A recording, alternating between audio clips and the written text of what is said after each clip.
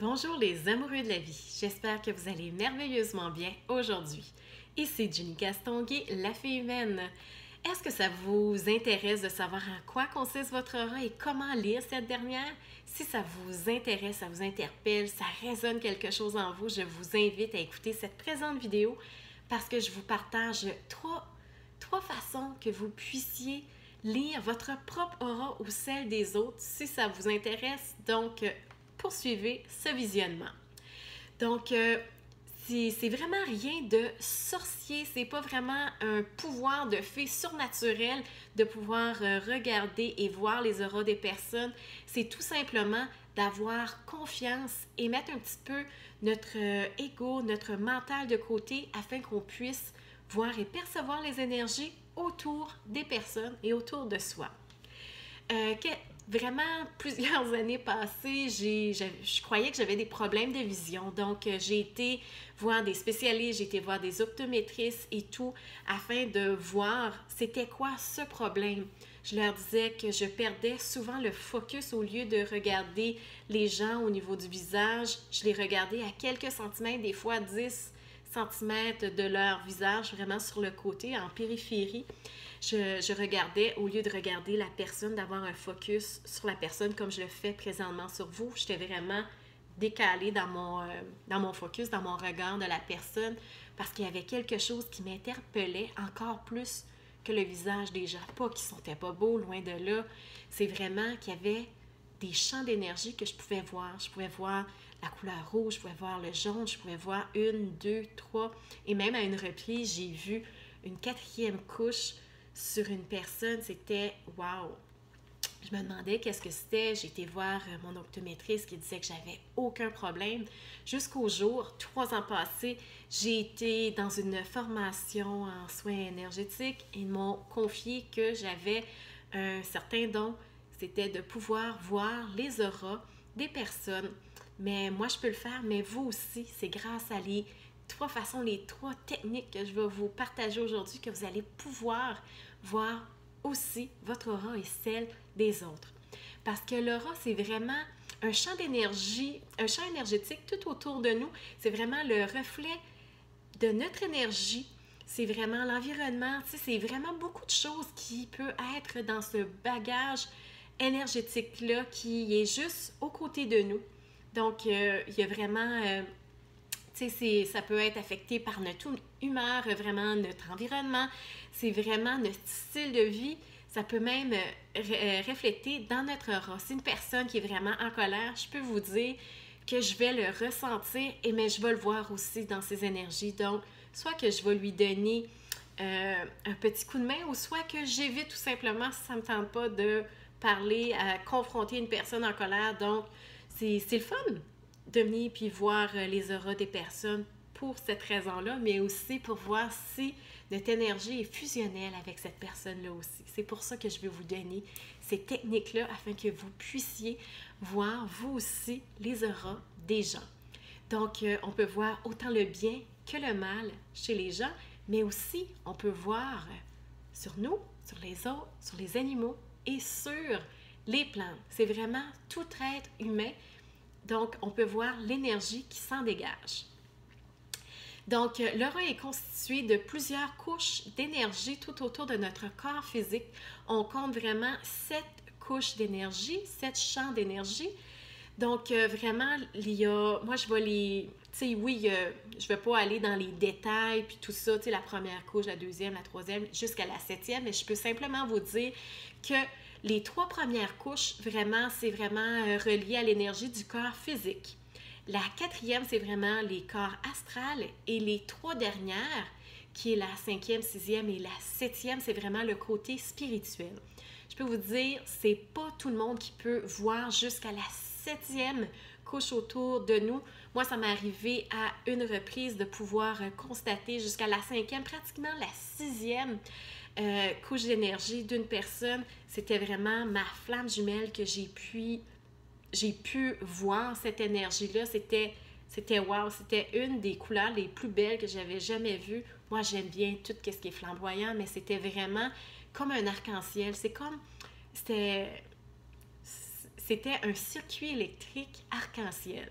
Donc, moi qui aime la couleur, là, je peux juste te dire, j'étais satisfaite à ce niveau-là. Quand j'ai vu ça, j'étais bouche bée. Et Ginny, quand elle est bouche bée, c'est très, très rare quand elle n'a rien à dire. Et cette fois-là, j'étais au-delà de qu'est-ce que je pensais que je pouvais voir de mes propres yeux. Mais je vais vous parler dans une autre vidéo, qu'est-ce que je peux voir avec mon troisième œil. Donc, je peux vous dire que vous allez être peut-être jeté à bas en bon français, mais en tout cas. Donc, aujourd'hui, je reviens à mes moutons, c'est vraiment par rapport à l'aura. Donc, je vais vous dire un truc de fée à faire avant de pouvoir vous donner les 3 façons. Donc, la première chose que vous devez faire, c'est vraiment d'être au moment présent. Pour ce faire, oui, vous pouvez regarder votre aura après d'avoir fait une méditation, mais comme le temps, il y a plusieurs personnes qui sont pressées par le temps, qui veulent avoir ça tout de suite. Je suis une des personnes comme ça. C'est un de mes défauts, mais c'est correct, c'est comme une qualité aussi, parce qu'on est des personnes déterminées, donc on extrait le positif dans chacune des situations. Donc, c'est vraiment de se concentrer sur notre respiration, de prendre de 3 à 5 grandes respirations. Tu sais, vraiment des respirations non de surface, vraiment d'aller chercher cette respiration au niveau du ventre. Ça prend à peu près comme 10 secondes, de garder à peu près de 4 à 5 secondes cette inspiration. Je vais vous en faire une avec vous. On la garde. On fait ça de 3 à 5 fois. Vous regardez, ça me fait tellement fasciner à chaque fois que je fais ça. Je reviens au moment présent, plus de stress, je me calme complètement. Donc, après avoir fait cet exercice-là, première façon afin de pouvoir voir notre aura. Donc, vous avez besoin soit d'un mur blanc ou feuille de papier, parce que moi, j'ai des murs de couleur partout chez moi, mais moi, que ça soit bleu, que ça soit vert en arrière, je peux les percevoir. Mais pour vous, vu que c'est des premières expériences, je vous conseille, s'il y a une personne que vous voulez voir, votre conjoint, un ami, donc le mettre sur un fond blanc, soit un mur, ou tout simplement prendre sa main et la mettre en arrière de la feuille, ou tout simplement en arrière de sa tête, afin que vous puissiez percevoir les couleurs tout autour. Là, je vais vous dire, quand que je vous disais là, que je perdais le focus, c'est pas de regarder la main comme telle, c'est vraiment d'aller à quelques centimètres aux côtés de votre main et de focusser à ce niveau-là. Et à partir de là, vous allez voir que votre vision va être un petit peu trouble. Et de toujours, c'est sûr que l'œil humain va toujours vouloir aller au niveau de votre main ou autour du visage, peu importe l'endroit près que vous allez focuser, mais c'est vraiment de rester toujours focusé à cet endroit-là. Et là, c'est là que la magie s'installe. Vous allez constater comme un genre de bleuté, un petit peu avec une teinte de vert à l'intérieur. De continuer, à partir de là, vous allez voir les auras, votre propre aura et les auras d'une autre personne. Si la première façon, vous avez un petit peu plus de difficulté, vous ne la voyez pas de panique. Je vais vous donner 2 autres façons afin que vous puissiez le faire. Deuxième façon, comme moi, j'adore me coucher dans l'herbe et oui, j'adore ça. Donc, quand on a un ciel dégagé, ça, là, un ciel complètement bleu, c'est magnifique. On a tout simplement qu'à mettre notre main vis-à-vis le ciel et je peux vous dire de faire la même chose que sur le mur blanc ou sur une feuille de papier. Vous allez percevoir ces énergies. Ça va être comme un genre, un petit peu de brouillard tout autour. Puis vous allez voir ces couleurs qui vont apparaître. C'est pas... comment est-ce que je pourrais dire ça? C'est vraiment pas votre subconscient qui vous invente des choses. Vous allez le voir par vous-même. Donc, la deuxième façon, c'était quand le ciel est complètement dégagé, de tout simplement mettre votre main dans les airs et de constater qu'il va y avoir un champ d'énergie tout autour. Je peux vous dire de focuser encore la même chose, focuser encore à quelques centimètres de votre main et à partir de là, vous allez voir ou percevoir une couleur, 1, 2 ou 3 couleurs. Donc, tout dépend. Plus que vous allez pratiquer, plus que ça va se faire. Donc, si la première façon, la deuxième façon, ça n'a pas fonctionné, une autre façon que vous allez pouvoir faire, c'est vraiment devant un miroir. Donc, on a tous un miroir à la salle de bain ou n'importe où dans la maison, dans une pièce, tout simplement d'être face à un mur. Donc, vous mettez, si le mur n'est pas blanc, vous mettez une feuille en arrière, vous la collez avec du scotch. Après le mur, vous mettez ça juste au côté et vous regardez encore ici au niveau du miroir. Le miroir est à peut-être 1 mètre, 2 mètres et vous focussez sur le côté. Toujours, toujours. Et je peux vous dire que la technique du miroir, c'est souvent la première façon que j'ai vraiment partagé ce petit truc-là, ces façons-là aux gens. Et vraiment, c'est avec le truc du miroir qu'ils ont pu, eux aussi, voir leur propre aura. Si vous ne pouvez pas la voir aujourd'hui, cette aura, ne paniquez pas. C'est plus que vous allez le pratiquer, plus que vous allez le faire. Comme je vous le disais, il n'y a rien de sorcier à l'intérieur de ça. Donc, maintenant qu'il y a certaines personnes qui peuvent voir votre aura, et là, vous allez me dire, ben là, Jenny, le rouge, à quoi que ça correspond? Le bleu, à qu'est-ce que ça correspond?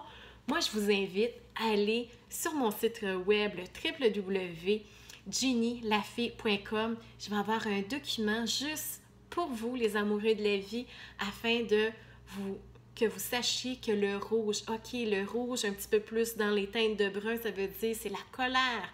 OK, il y a un certain rouge, c'est plus la passion, c'est plus vraiment une flamme intérieure. Il y a le bleu. Le bleu, ça peut être la communication. Le vert, ça peut être autant l'espoir, ça peut être la guérison. C'est vraiment, tout dépend de la teinte que la couleur. Donc, je vais avoir pratiquement une trentaine de couleurs. Tu sais, oui, il y a le rouge, le orange, le jaune, le bleu. Donc, il va y avoir plusieurs couleurs que vous allez pouvoir garder avec vous. Vous allez pouvoir les imprimer aussi. Donc, vous allez savoir quelle couleur correspond à quoi. Il y a des journées où vous allez pouvoir regarder, OK, tu sais, j'ai une telle couleur, OK, je vais aller voir, c'est le côté que je suis un petit peu plus triste aujourd'hui, c'est vrai, tout ça, c'est ça qui arrive dans ma vie. Donc, de cette façon-là, vous allez pouvoir lire votre énergie, lire l'énergie des autres. Donc, si vous avez des questions ou quoi que ce soit, des commentaires, mettez-le ici en bas de cette vidéo. Si vous voulez avoir d'autres sujets que vous voulez que je vous informe, si vous voulez avoir d'autres trucs de filles ou quoi que ce soit, je suis à votre disposition. Mettez-les en commentaire ou envoyez-moi des messages en privé. Ça va me faire un plaisir de vous aider dans votre cheminement personnel. J'espère que vous avez trouvé quelque chose d'intéressant, du contenu constructif dans cette vidéo.